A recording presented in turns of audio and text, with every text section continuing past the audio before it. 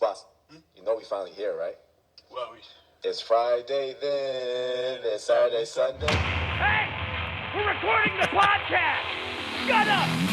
Good morning to you, wherever you are, because it is Morning Somewhere! for August 9th, 2024.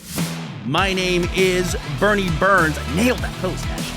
Sitting right over there, she didn't nail any post at all. This is Ashley. Say hi to Ashley, everybody. I'm just sitting back watching you work. I don't always know when you giggle when you're about to pull the drop up for the morning that we're about to have a nice time. I just really love those guys. Those guys make me laugh, though. It's Friday, and then they go into this big dance. We will link that one in the link dump for sure, because those guys are infectious. I was trying to figure out a way to use Rebecca Black's Friday, but I don't know. It was too hard to try to fit it in with music on top of music, so I didn't do it. I'm sitting over here, Ashley. I am drinking I have an espresso cup, which either makes me feel very dainty or like a giant. I'm not really sure which one, but I'm holding this tiny little cup of coffee. It's always so cute when you've got just like the little cup. Do I look weird? Do I look like out of scale with this thing? Kind of, yes. Can I tell you something? You may. Before we get started here. It's Friday. Fuck it. Random musings on Friday. Our new home here in the UK, the European continent, Europa, wherever the hell we are. Eurasia, Africa. I feel like there is a difference in the coffee here. And I don't just mean the type of coffee. Hear me out here. Yes, You're making a face is. already. In America, when you get a cup of coffee, Okay, go ahead. I feel like the size of your cup determines how much coffee you get. You Yes. just fill the cup with coffee. Yes, that's true. However big your cup is, that's how big your coffee is. I feel like in the European continent, the coffee you choose determines the size of your cup. Yes. It's like every time I go to get a cup of coffee, I'm getting the wrong size cup, and I have either too little or too much coffee in my cup. Well, then maybe pick the right cup because, Bernie, you're talking about completely different things. Like, so in the U.S., right, you have drip coffee. And generally, if you're just asking for a coffee, that's what you get is a drip coffee. So you grind up the coffee beans and they go in the thing and it percolates down into the thing. And then you have the way whole, God intended. the whole glass pot of coffee. And so, yes, you just fill it into your cup is full. But here, where we are now, it's most of the drinks are espresso based. So you make the espresso, and then if you want a coffee thing, then you put water in it and you get the Americano. Okay, can I just say that's a bullshit drink? The Americano It is a little bit. It's a bullshit drink, and we act like it's a normal drink. If I went to a diner and a waitress came over and she had like the glass bulb of coffee, you know that coffee pot they I know, have, yeah, everybody's had, the one with where the it's plastic always handle. a little bit burned on the bottom. They also have the one with the orange top, which I guess is decaf for some reason. I don't know. But she comes over and she pours That's it. diesel, actually. And if you pour it, like if my cup went half filled and then she was out of coffee and she goes, "Don't worry, I got you," and then came back with some hot water and topped it up, I'd be like, this is fuck off with no. this. But if I go to Starbucks, they charge me $8 for that. That is not a one-to-one comparison. Not Absolutely. at all. If it was you can top an espresso up with water and it dilutes it. But you're saying that espresso and drip coffee are the same thing? Absolutely not. I'm just saying you can't just One is put so hot much water in stronger a than the coffee other. of any kind and act like it's still a good drink. I would agree that Americano is not ideal, but it's what you're going to get if you need the big coffee. If you need the coffee to fit your cup, Bernie, that's your option. And I think, if I may, Maybe. I think they're being a little cheeky by calling it an Americano because they can't call it shitty espresso. So they put it on us. And they say, "Oh, it's an Americano." Wink, wink, wink. Get it? Yeah, I mean, because they're like, this is the closest you're getting here because we don't do drip coffee. I don't need my drinks to give me any kind of shade. That's all I'm saying. I want no shade for my drinks. Well, look, speaking of drinks, there's some drink news, Bernie, sort of. So there's this shipwreck that's off the coast of Sweden. The shipwreck itself is not new. Is it in the drink? Is that why? It's in the drink. This is a shipwreck from sometime in the last half of the 19th century. It's like 37 kilometers off the south coast of this Swedish island. But so what you're saying is this was not an orca-related ship sinking? well, not that we know. There's no Not modern proof. There's no times. proof that orcas were involved. But Bernie, there's also no proof that they weren't because this is before camera phones were invented. Did you? What are you saying? The camera phones caught the orcas' behavior finally? They're like cops. That's what I'm saying. That's what I'm saying. It's like now they've got the body cams, we're actually seeing what's happening, right? We're seeing the truth. They really are killer whales. Did you see that there is a? Did you see that there was a humpback whale that took out a boat somewhere? I did see that. Yeah. It was It like, looked like it was like almost like yawning and stretching and just boat. oh, look at you being nice. Why? Because it's a humpback whale, and you think it's just a nice little humpback whale. It couldn't attack a boat like an orca. I'm just not sure that the boat really registers so much on its radar. I mean, it's like when you like walk through a door or something and you just like you manage to like hit the edge of the door or the doorknob or something, and it's like, oops. And that's like a boat, a decent sized boat for a humpback whale. I think that's a boat. Yeah. No, this looked deliberate. Like it went up and right on the back of the boat, and there's like people like bailing off the front of this thing, and it's a decent sized power boat. I don't know what the names for different power boats are, but it's not like a speedboat. It's like one that's got like a bimini.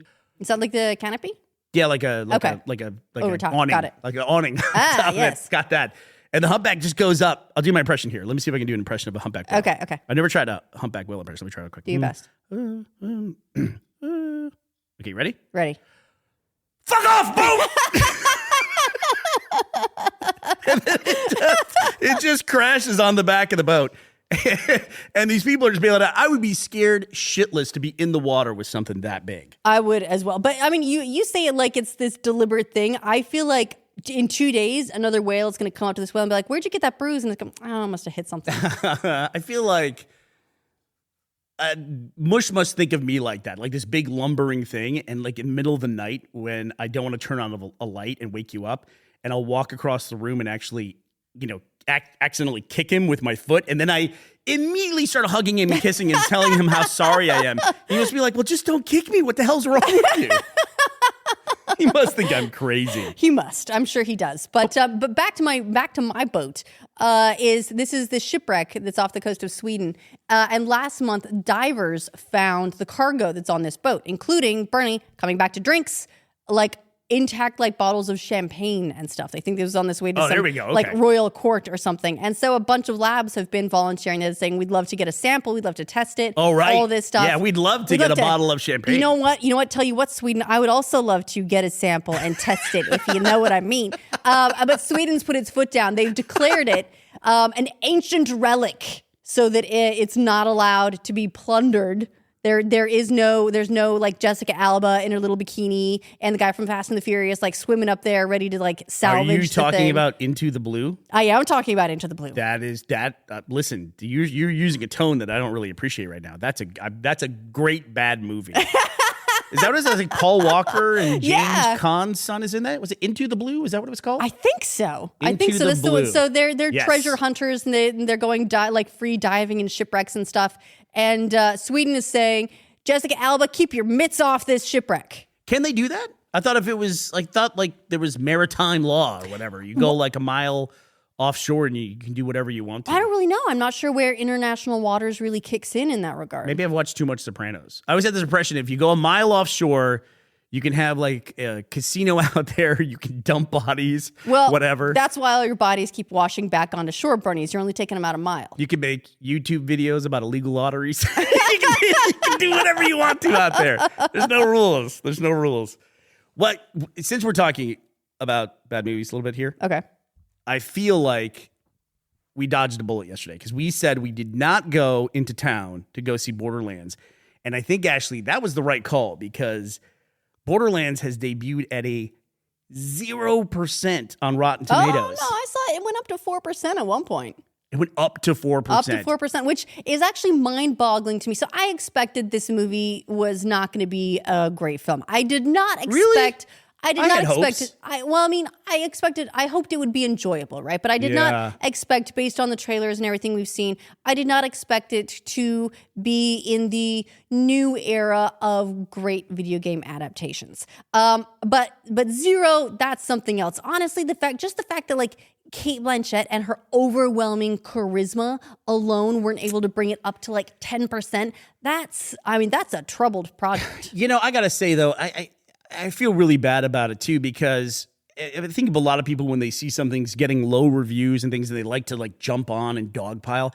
Man, I don't feel that way at all because even if you think about just the people who make the game, right? Sure. Like Hollywood goes out and makes their game into a movie. There's got to be some hope that's going to be a really cool thing, but then all of a sudden you're like associated with this negative thing by association, and it affects you as well. That's got to suck, you know? Yeah, it's, and it's unfortunate for everyone who worked on it. I do still, want to see it at some point. We know someone who's in the movie too.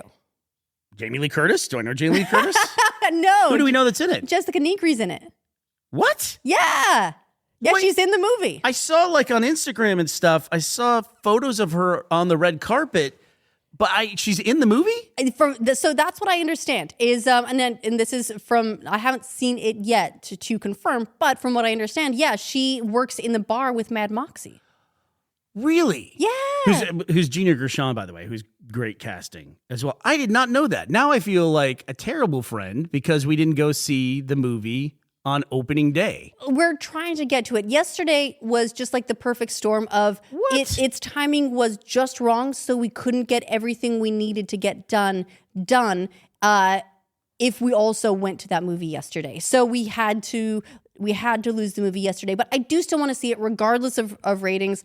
I want to see it. I want to support her, but also it's just a thing where I want video game adaptations to do well enough to keep being a thing. So I'm going to go see it. I just looked up Jessica Negri Borderlands, and I'm getting a lot of great image search results. I bet you are. Yeah. Lots of stills from the film, I bet. Well, that's really cool. That's really cool that she's in it. Yeah, it's Jessica's. I have always a funny experience with Jessica that she's not even aware of or not even present for, which is every time I'm on a plane, specifically a plane where someone is seated either right next to me or on either side of me. Right at your shoulder. Close proximity, where we know we're not supposed to look at each other's phones, but we do. Every single time on a plane, when I load Instagram, first photo that loads, bang in my feed, Jessica Negri butt. Yep, Jessica Negri butt. Yeah. Always, at all times. Yeah, we've seen a lot of our friends. Yeah. But here's the solution to that. You ready? Just lean over and go, "You're welcome." That is the solution. Just show it to them. Like point, maybe zoom in a little bit, and then go, "You're welcome." I just do a little fast scroll really quick, you know? I mean, what else am I going to do, Ashley? I'm not going to not follow that, right? I'm going to keep her in my feed. Of course you are. That would be a terrible solution. An absolutely terrible solution. Not going to do that. So, all right. So now we have to go see Borderlands. Yes. So now I got to see Borderlands. Hey, can I draw people into a conversation that we were having off mic? Since we're talking about movies and we're talking about shipwrecks and things like that. Yeah, okay. We were having a discussion the other day about what is the worst environment to set a movie in. Like, what is always a bad environment for a movie when people are, like, for the characters that are in the movie. And we talked about space. There's also some horrible stuff that happens in space. But we determined, I don't think there has ever been a movie that is set in an underwater scientific facility or an underwater base of some kind where that wasn't an absolute disaster for all the characters involved. Well, you don't think that's the ideal setting for a rom-com? Right. Like, there's no romantic comedies down there. There's no even investigative journalism story or anything like that. Well, no coming of age C-Lab. drama in the C-Lab, right? There's nothing like that. No, but let's see. Sphere. Let's see. What was the Deep Blue Sea? No. Nope. There's never been a single good Down one. Periscope. The closest one that's a submarine. See, and That's JD an said the underwater same base. thing. That is not an underwater base. It is a submarine. I'm talking a connected to mobile the base. ground. Connected to the ground. All right. Well, now I JD feel said like you're getting a little pedantic. JD said Steve Zissou and Life Aquatic. Okay. But that's a submarine. That's not an underwater base. That's different things. In fact, they go to an underwater base at one point, and that part of it is disastrous. I was going to say, well, is that part of survival horror? I saw one recently. It has Kristen Stewart in it, you know? Yep. And I got to say, Kristen Stewart's amazing in everything she's in. She really is. Mostly. I'm not even gonna address Twilight because that's its own thing. But she was in a movie. Do you remember there was a time when there were two Snow White movies that came out like around the same time? And I think she was in the one that had Charlize Theron and Thor in it. And I don't remember. I remember, of course, it's hard to measure up to Charlize Theron in anything. So I remember, not being highly impressed with that one. But everything I've seen her in since, I've liked. I even liked her in the new Charlie's Angels. Snow White and the Huntsman. Yes. And there's an interesting thing about that too. I'm trying to remember who it was, but one of our friends, it was the last Hollywood movie they worked on before they went independent. It was either Gavin or Matt. Interesting. Gavin for slow-mo or Matt for visual effects. I think it was Gavin for slow-mo. It was like the last thing he worked on as a Hollywood production before he went fully independent. If memory serves, that's correct. Well, that's cool. But then it goes back to the Borderlands things too, really quickly. You never know how your thing's going to be interpreted when somebody adapts it for the big screen. And like, it's pretty wild. Like, we look at Harry Potter as an incredible adaptation, but even like Lord of the Rings, those books were around forever before Peter Jackson made movies that people wanted to watch. I'm sorry. Is this the 1973 animated Hobbit Erasure? Listen, I like that animated movie a lot. So it actually, I did enjoy that a lot. But it's also that trippy, like really super it's kind of weird, yeah. 70s. There's probably going to be like some kind of still frame where the animator put in some like Playboy centerfold or something like that. Just weirdness in there. But you never know how that's going to be interpreted. So I feel kind of bad about the Borderlands thing. You know what I mean? Because it sounds like it went through not just development hell, but production hell as well. They shot it They were trying years ago. so long to They get did this thing made. reshoots on it, and now it's PG-13 and everything else as well. So yeah, you never. So here's what I'm saying: the saving grace of this whole thing is I get to go see the beautiful and wonderful Jessica Negri when I go see Borderlands. Well, Brittany, speaking of beautiful ladies, I would like to talk My about favorite topic. Let's go. about my Olympian of the day. So this is German rhythmic gymnast Daria Varfolomeev. And this is a category of the Olympics that I don't think I realized this was a thing. I mean, I knew about, like rhythmic gymnastics in general. I didn't know this was at the Olympics, but she just did this routine where she comes onto the floor and she has this ball. It's roughly the size of a bowling ball. I'm not sure the weight of it, but she proceeds to like flip it around and throw it in the air. It's almost like this incredible extension of her body. It looks almost like a Cirque du Soleil routine. I would not be surprised to see something like that in Cirque du Soleil. It was just so impressive. The flexibility, the rhythm, it appears effortless what she's doing. She's really incredible. Can I give my hot take on this? Because I saw this as well, and it's really impressive. I don't understand why this is an Olympic sport. I get Okay. It takes a lot of athletic ability to do it. I just don't get how, when you compare it to other things that people are doing in the Olympics, like just a floor routine. What is that? Like, is the ribbon part of this? Because sometimes they have the ribbon where they're doing they flip a ribbon. They got a ribbon thing going. Yeah. So let me looking this up. The rhythm is an apparatus used in the sport of rhythmic gymnastics. You said rhythm. Ribbon. The ribbon or the rhythm? The ribbon is in the rhythm gymnastics. So it's part of the same event. Yeah. So maybe she's just using a different toy. I like this a little better now. I like the idea of the gymnast like showing up and there's like a table with all these like weapons laid out. Like you have your ribbon and you have your ball. And it's like, like choose your weapon. The first come, first serve. Yeah. You got to fight over it. I would just love the idea of like. You missed the tussle at the beginning. It's like, here's the gymnast from the Czech Republic and she's chosen the nunchucks. Wow. What a fucking surprise. Who's got the flail? Or it's like Battle Royale. They show up and they all have to race around the arena and find weapons. I got a ribbon. I got a ball. But it is really impressive. I'm weird in that I feel like every event at the Olympics should have an application in the real world somewhere. Let me give you a very common scenario. Okay, put spikes on her ball and she's going to throw that through your castle window, okay? Wait, castle window. Let me give you, though, a more modern day scenario that I think a lot of people deal with. Okay. Let's say you're in your underwater scientific facility that is very specifically attached to the ocean floor. You're there and a disaster strikes. Ooh. Who do you want? Do you want the swimmers? Or do you want the lady with the ball who's very picturesque and elegant? Okay, all right. So here we go. All right, new movie premise.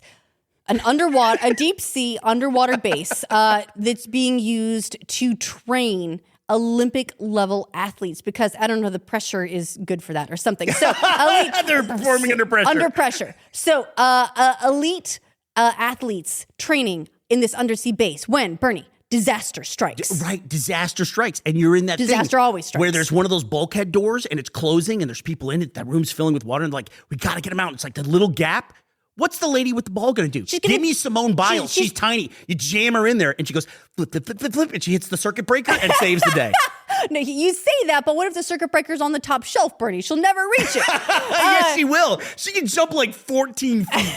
Oh, that's true. She can do that. So here's what my girl is going to do, all right? Daria she's going to take the ball and she's going to throw it at the button. That might actually be a better solution. And then somehow it comes back and she catches it, defying the laws of physics. Everybody Here, goes, they need to swim from here to here. She's bringing her own air supply. no way, no way. I'd rather have the lady with the wheel of Parmesan. That's what I'd rather have. All right, Ashley, well, who do we have to thank for today's episode? Who would we take to our underwater facility disaster? All right, well, congratulations to Dan Fedinition. Happy birthday, by the way. And Lil Sick, you're both headed for the underwater adventure. And thank you both for sponsoring today's episode of the show at patreon.com/morningsomewhere. All right, 2 men enter, 1 man leaves with a ribbon, apparently, or a ball of your choice. All right, well, that does it for us today, August 9th, 2024. We will be back to talk to you on Monday. We hope you'll be here as well. Bye, everybody.